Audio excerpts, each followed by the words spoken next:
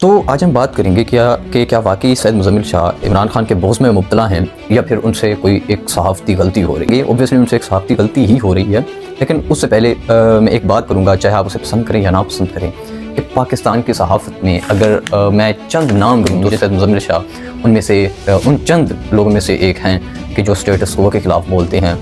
पश्तूनों के, बलूचों के, सराइकी वसीब के या बाकी जितनी भी स्प्रेस कम्युनिटीज़ हैं उनकी बात अगर करते हैं कि जिन लोगों को हमारे मेन स्ट्रीम मीडिया ने इनविजिबल बना दिया था, उन लोगों को अगर किसी ने आवाज़ दी है तो उनमें सैयद मुज़म्मिल शाह का नाम भी बड़ा प्रोमिनेंट हमें नज़र आता है। लेकिन इस सब के बावजूद एक सुकरात की मक्खी तो वहाँ ही है, एक सोती हुई कौम को तो काट काट के जगाती रहती है, लेकिन कोई बंदा परफेक्ट नहीं होता, ठीक है। उसमें उनसे गलती ये हो रही है कि टर्म है वो यूज़ करूँगा उनके लिए, वो कंट्रेरियनिज्म का शिकार है। इसका सादा अल्फाज में मैं अगर आपको बताऊँ तो ये है कि पाकिस्तान की आलमोस्ट 70-80% आवाम जो है वो एक तरफ खड़ी हुई है इमरान खान के साथ, ठीक है। और उसमें वो कुछ तो है मैसेज, ठीक है, जो आम आवाम है वो इमरान खान के हक़ में है, और उसमें बहुत सारे सहाफ़ी भी हैं, बहुत सारे यूट्यूबर भी हैं जिनको सहाफ़ी नहीं कहा जा सकता, और बहुत सारे नॉनसेंस लोग भी हैं जो कि उन्होंने कैमरा उठाया हुआ है और उनके पास कोई बात है या नहीं, लेकिन वो बोल रहे हैं, ठीक है। तो बहुत सारे मतलब इमरान खान के हक़ में बोलने वाले हैं, कुछ सही तरीके से बोल रहे हैं, कुछ गलत तरीके से बोल रहे हैं। मैं उन पर डिस्कस बात ज़्यादा नहीं करना चाहता।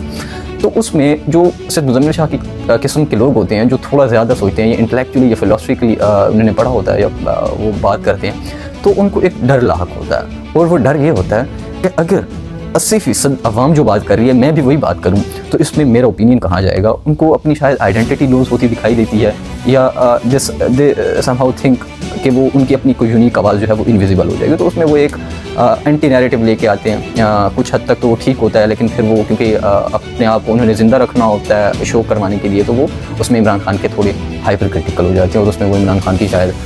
उनकी आवाज़ में हमें क्रिटिसिज्म से ज़्यादा थोड़ा कभी बोझ नज़र आने लग जाता है। ऑब्वियसली इमरान खान भी परफेक्ट नहीं है, उन पर भी क्रिटिसिज्म की जा सकती है, बहुत ज़्यादा चीज़ें इमरान खान से भी बहुत बड़े बड़े ब्लंडर्स हुए हैं, गलतियाँ भी नहीं हुई, और इमरान खान से भी ब्लंडर हुए, बाकी सारे पॉलिटिशियन से होते रहते हैं। तो इसमें सैयद मुज़म्मिल शाह भी इस चीज़ का शिकार हो जाते हैं। लेकिन नतीजा क्या है कि क्या आप सैयद मुज़म्मिल शाह को सुने नहीं, बिल्कुल भी नहीं। क्या आप उन लोगों को सुनेंगे कि जो नॉनसेंस आके गालियाँ बकती हैं, जिनको चीखना चिल्लाना आता है। अभी कुछ अर्सा पहले ही भी हमारे एक बड़े पीटीआई के उनका जोड़ा जाता है कि पीटीआई के बड़े हिमायती सहाफ़ी हैं, मैं तो ऐसे लोग को सहाफ़ी नहीं कहता, खैर, कि उनकी एक पॉडकास्ट हुई है हमारे एक स्कॉलर के साथ इस्लामिक, और उसमें उन्हें जो है, मुझे तो उसमें कोई मोरल्स या एथिक्स दिखाई नहीं दिए कि जो एक जर्नलिस्ट के पास होते हैं। तो ऐसे लोग को सुनना तो बिल्कुल भी सैयद मुज़म्मिल शाह के मुकाबले में मैं नहीं जस्टिफाई करूँगा। हाँ, आप सैयद मुज़म्मिल शाह को सुने, आप अपना ओपिनियन भी बिल्ड करें, और ओपिनियन शायद ना सैयद मुज़म्मिल शाह का बारू करें, ना मेरा बारू करें, ना किसी और का बारू करें। आप हर किसी को सुने और अच्छे लोग को सुने। गलतियाँ हर किसी से होती रहेंगी, ठीक है, और उन गलतियों की वजह भी यही है कि अगर जो सैयद मुज़म्मिल शाह कहते हैं कि पाकिस्तान की आवाम है कल्ट है, ठीक है, कुछ हद तक तो मैं भी उनसे एग्री करता हूँ कि पाकिस्तान की आवाम भी इस चीज़ का शिकार हो जाती है, कल्ट बन जाती है। और इसके पीछे समझने की चीज़ ये है कि हमारी इस आवाम को, और ये भी एक पूरे सोचे समझे प्रोपेगेंडे और प्लानिंग के तहत ही हमें इन चीज़ों में धकेला गया है। कोई हम ये कौम ऐसे तो नहीं है ना कि पैदा ही खुदा ने ऐसा पैदा किया है कि हम कल्ट बनेंगे या हम जाहिल बनेंगे। अगर हम मैसेज की बात करें ना, तो वो कैसे है कि वो 70-80 साल से देखें हमारी एजुकेशन का क्या लेवल है, हमारी पॉलिटिकल अवेयरनेस का क्या लेवल है, और हमें दुख और सदमे के अलावा क्या मिला है, ठीक है। तो ऐसी कौम को जब भी कोई उम्मीद की किरण नज़र आएगी ना, तो ये उस उम्मीद की किरण के पीछे कल्ट बन के खड़ी हो जाएगी।